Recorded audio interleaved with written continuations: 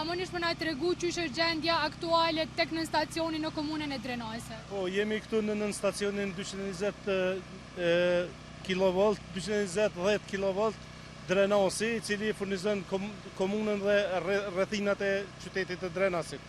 Si pasojë e rreshjeve të vazhdueshme në 24 orët e fundit, niveli i ujit është ngrit dhe ka përcy barierat, rrugën përkatësisht dhe barierat, dhe një pjesë jashtëzakonisht e madhe është fut brenda objektit, përkatësisht brenda objektit të cilat menaxhohet nga kosti si dhe pjesa e objektit e cila është e Kecit.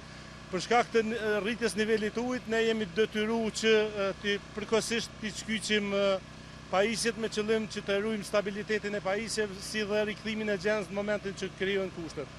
Aktualisht po shohim njerëz që janë të punu, ekipet janë në terren, apo? Qysh nga orët e hershme të mëngjesit, ekipet e kustit janë mobilizuar jashtëzakonisht shumë personel dhe me pajisjet nevojshme, me pompa, me generator, bashkarisht edhe me njësitë të tjera të Agjencionit Emergjencave, njësitë e zjarfiksave, Policia e Kosovës, si dhe agjencionet tjera, me qëllim që të ndërmirën të gjitha masat në mënyrë që dëmet nga këto vërshime të jenë të minimizohen për aq sa është e mundur. Aktualisht a mënon me ditë ose a keni ndaj shifër ose cilat pajisje janë dëmtu?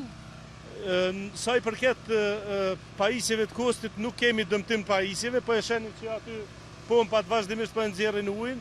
Pajisjet të cilat janë vitale për punën në stacionit janë në pozicionin mbi sipërfaqen mbi nivelin ku është i koncentruar uji. Megjithatë ne jemi duke i ndërmarrë masat që të gjitha këto pajisje të funksionojnë dhe të largojnë sa më shumë sasi të ujit nga hapësirat brenda objektit ku jemi këtu aktualisht.